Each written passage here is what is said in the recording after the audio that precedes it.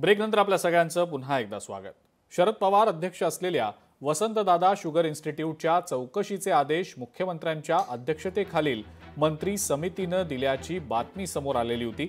राज्य सरकारकडून दिलं जाणारं अनुदान ठरलेल्या उद्देशासाठीच वापरलं जातं का याची चौकशी करण्याचे निर्देश देण्यात आल्याची माहिती मिळालेली होती। साखर आयुक्तांच्या अध्यक्षतेखालील समितीमार्फत ही चौकशी होणार असल्याचं सांगितलं गेलं होतं। तशी नोटीस देखील समोर आलेली होती। मात्र या चौकशी संबंधी संशय कल्लोळ पाहायला मिळतोय। आम्ही कसलीही चौकशी लावलेली नाही असं मुख्यमंत्र्यांनी स्पष्ट केलेलं आहे। तर महसूल मंत्री चंद्रशेखर बावनकुळे यांनी सुद्धा असंच काहीसं उत्तर दिलंय।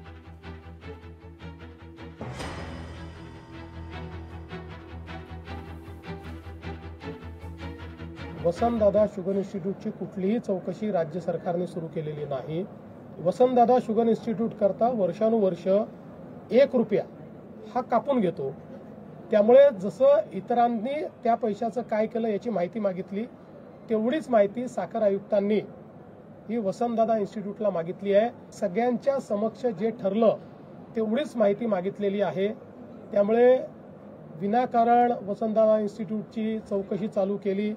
आमच्याकडे तक्रार आली, गंभीर असेल तर आम्ही करूही, पण अशी कुठली तक्रारही आलेली नाही।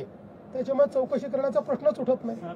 माननीय मुख्यमंत्री महोदया किंवा शासनाकडे कुठल्याही इन्स्टिट्यूटबद्दल जेव्हा तक्रारी येतात तेव्हा माननीय मुख्यमंत्री किंवा शासन माझ्याकडे अनेक तक्रारी येतात, सीएम साहेबांकडे येतात, तर त्या ठिकाणी तक्रारीवर चौकशी होत असतं। चौकशीला काय घाबरायचं आहे? चौकशीत काही निघालं नाही तर संपला।